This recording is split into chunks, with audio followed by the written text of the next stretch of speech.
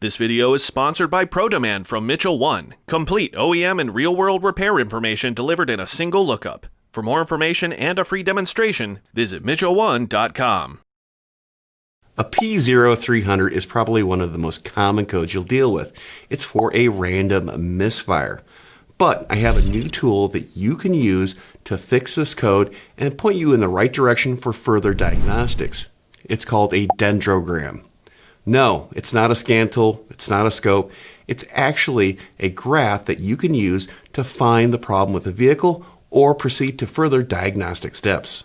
So if you really think about a dendrogram, it's more or less a flowchart, a trouble tree, but it's driven by actual repair data and information gathered out in the field from other technicians who are encountering the same codes or same complaints from the customer.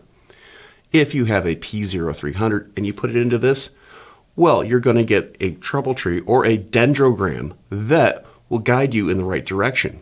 For example, the most common thing on this one, it's the spark plugs, or it is the spark plug wires that cause the P0300 code.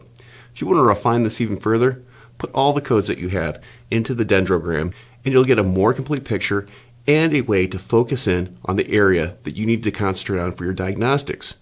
For example, this one is ignition based, and most of the cures, they're based in the spark plugs and the spark plug wires. But on some vehicles, it may be fuel related, bad fuel injector, or even a cam and crank sensor.